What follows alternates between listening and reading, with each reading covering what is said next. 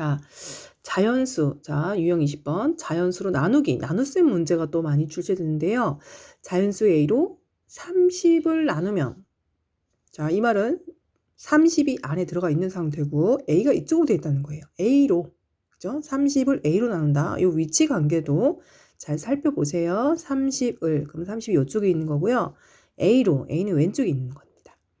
나누면 3이 나오고 34를 A로 나누면 2가 부족하다. 그러면 그때 A 값 중에 A 값들이 이제 많이 있다는 거죠. 그 중에 가장 큰 수는 얼마입니까? 이 가장 크다. 이거를 이제 한자로 만들어 보세요. 최대입니다. 그럼 최대에 해당되는 우리가 배운 게 뭐가 있어요? 예, 그렇죠. 최대 공약수. 최대 공약수 파트라는 게 딱 눈으로 보이실 겁니다. 그리고 여기 있는 i는 나누어 떨어질 경우는 얘는 이제 최대 공약수라고 하거든요. 공약수라고 하는데 가장 큰, 그러면 공약수 중에 가장 큰 거 최대 공약수 묻는 문제예요. 그러면 a는요, 나누었을 때 3이 나와. 그러면 여러분 나머지가 0이 되어야 되는데 3이 남았으면 약수 관계가 성립이 안 됩니다. 그죠? 그러면 약수 관계가 성립하려면 30에서 3이 안 남게 하려면 어떻게 할까요?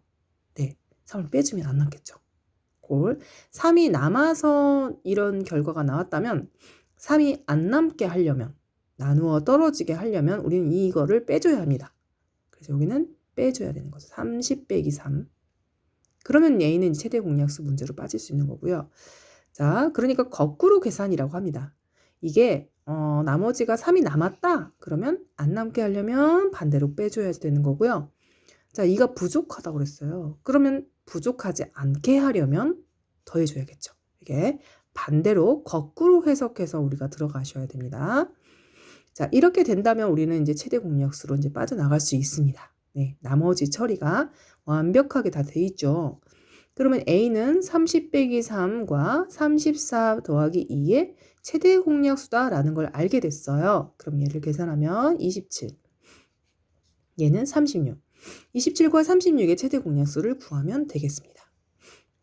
3으로 할까요?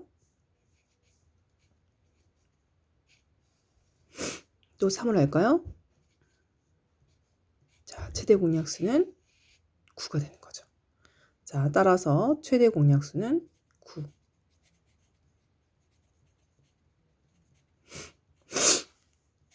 최대 공약수는 3의 제곱해서 9가 된다. 이렇게 해서 이제 풀면 되겠습니다. 네. 그 다음 유형 21번. 얘는 이제 어떤 간격이냐면 이제 움직이는 시간, 간격에 따라서 두 물체가 동시에 출발해. 뭐 기차, 버스, 뭐 이런 거 있었잖아요.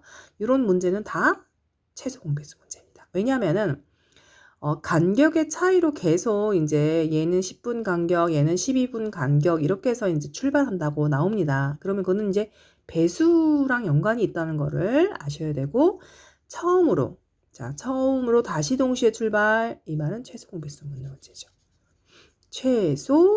최초로 다시 동시에 출발. 동시는 공통인 거.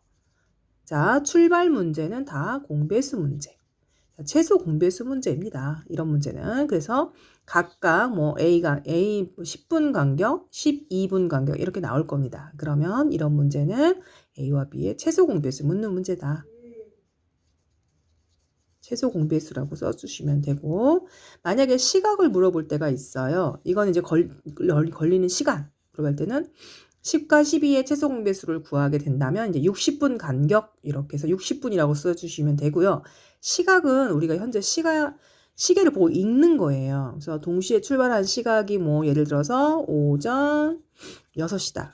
근데 60분 간격으로 동시에 출발한다?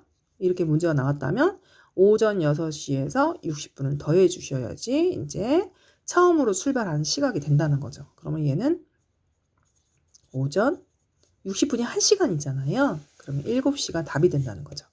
그래서 동시에 출발하는 시각에서 A와 B의 최소 공배수를 이제 더해주면 시각으로 이제 풀 수가 있다는 겁니다. 이렇게 해서 해주시면 되겠고요. 그 다음에 이제 톱니바퀴 문제가 있거든요. 그거를 한번 해보도록 하겠습니다. 13쪽 톱니바퀴.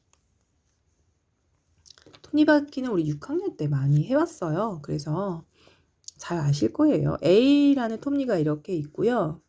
B라는 톱니는 이제 뭐 더 큰 톱니인가 봐요.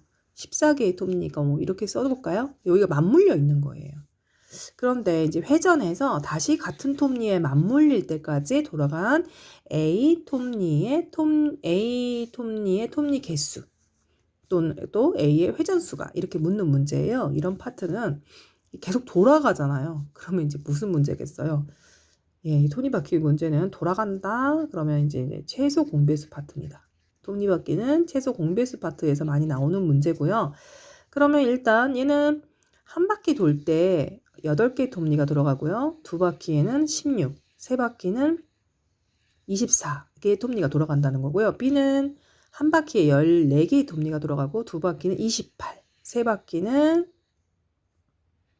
42개의 톱니가 돌아가요. 이렇게 계속 돌아가다 보면 톱니 수가 일정하게 나올 때가 있거든요. 우리 6학년 방식으로 한번 해볼게요. 6학년 때는 이렇게 했거든요. 6학년 때는 이제 우리가 비례식 파트로 하긴 했었는데 한번 해볼게요. 1회전 했을 때 A 톱니는 8개 톱니, B 톱니는 14개 톱니가 돌아가는데 2회전 두 바퀴 돌면은 8이 16, B는 이제 두 바퀴 돌면 28 이렇게 되거든요. 얘가 세 바퀴가 돌게 되면은 24, 얘가 세 바퀴면 14 곱하기 3 하니까 42. 네 바퀴가 돌게 되면은 32, 14 곱하기 4, 56. 자, 다섯 바퀴가 돌게 되면은 바로 40. 얘는 14 곱하기 5, 70. 자, 6바퀴 하면은 48. 7바퀴 하면은 56. 여기는 왜 안 해도 되냐면요. 56개의 톱니가 정확하게 똑같을 때가 있잖아요. 이때 처음으로 맞물렸을 때 다음 톱니까지 맞물릴 때까지가 56개가 돌아가야 돼요.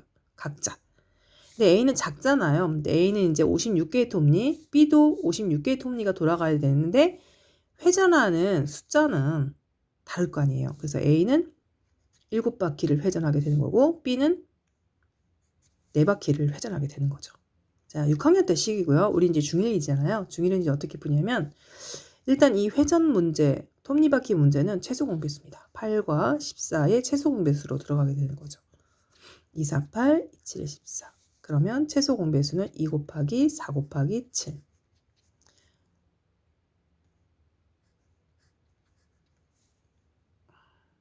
아니 뭐야 42가 아니라 8, 7이 56이죠.